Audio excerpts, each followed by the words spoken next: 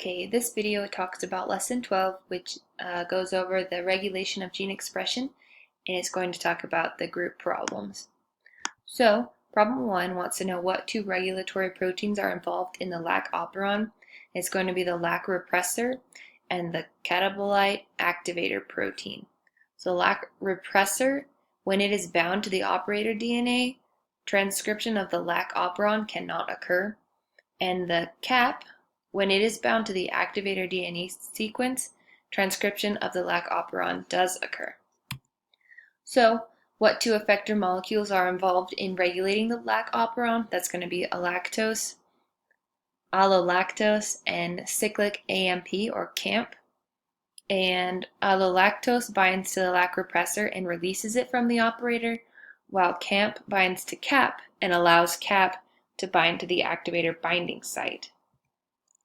What four DNA sequences are involved in regulating transcription of the lac operon?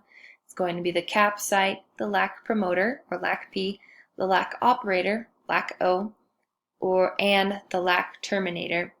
So the cap site is the binding site for cap. The LAC-P is where the sigma factor binds, and the sigma factor guides RNA polymerase to LAC-P to promote transcription of the lac operon.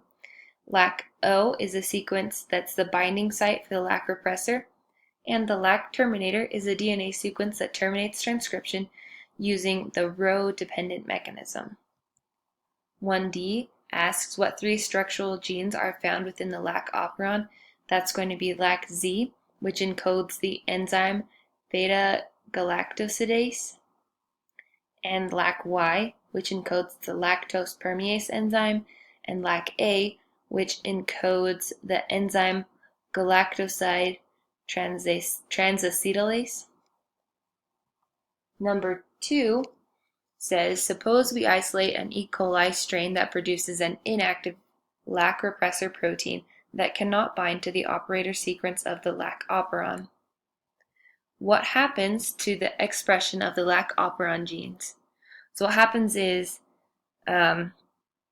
this lac strain will display constitutive expression of the lac operon, and it is transcribed both in the absence and in the presence of lactose because it can't bind, so it's just transcribed.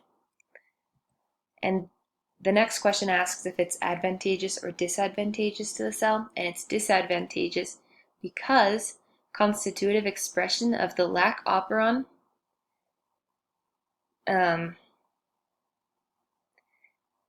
it's disadvantageous because if the lac operon is transcribed constitutively, then the enzymes beta-galactosidase and lactose permease and galactoside transacetylase are produced even when lactose is absent, and this is a very expensive process in terms of cellular energy.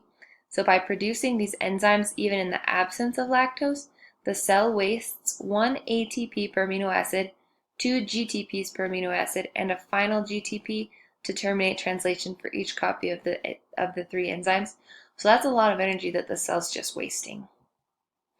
3 says, in the lac operon, how would gene expression be affected, meaning is it inducible, non-inducible, or constitutive, if one of the following DNA sequences were defective? So if the lac promoter were defective, it would be non-inducible because the sigma factor and RNA polymerase cannot bind to the promoter. If the operator site were defective, it would be constitutive, meaning it would constantly be producing because the lac repressor cannot bind to the LAC-O site, and the sigma factor and RNA polymerase can bind to the LAC-P site when lactose is present or absent. So it's just going to keep producing it. 3C, if the LAC-Y gene, it would be non-inducible, and that's because the LAC-Y gene is responsible for making lactose permease, which is responsible for moving lactose from the environment to the cytoplasm, and when no functional lactose permease will be present when it's defective. And the LAC-Z gene, it would also be non-inducible because this is responsible for making beta-galactosidase, which converts lactose to allolactose, And when it's defective, there is no functional beta-galactosidase. So it would be kind of leaky and it will never be converted and the system will never be induced. So number 4 addresses the Jacob, Monod, and Pardee experiment. And so 4A asks, why was the beta-O-nitrophenylgalactosidase, or BONPG, or beta-ONPG used in this experiment? And beta-ONPG is a substrate for beta-galactoside. So when the lac operon is transcribed, beta-galactosidase is produced and BONPG is converted into its product ONP, which is yellow. So as a result, BONPG was used as a convenient means to determine if the lac operon is transcribed. When a yellow product was seen, that would mean that the lac operon was on. So 4B asks, why was no yellow color observed in one of the 4 tubes? And from what I just explained, it would mean that the lac operon was not turned on. And this was because the merozygote strain was incubated in the absence of lactose.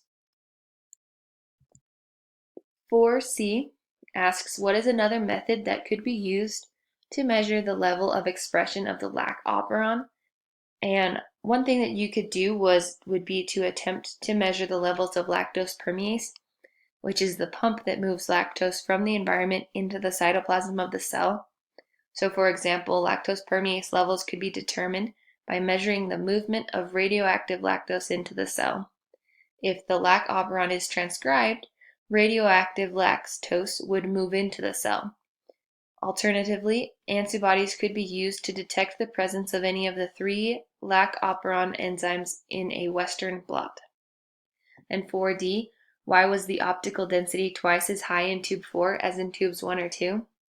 This was because tube 4 contained the LAC-L positive and the LAC-L negative merozygote strain, which was incubated in the presence of lactose.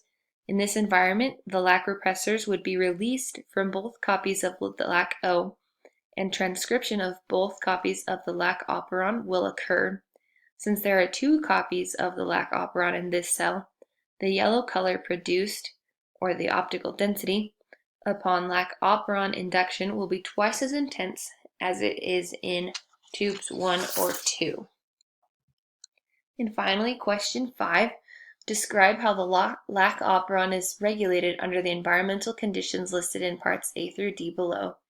For this question, it is not sufficient to indicate that the lac operon is transcribed or is not transcribed.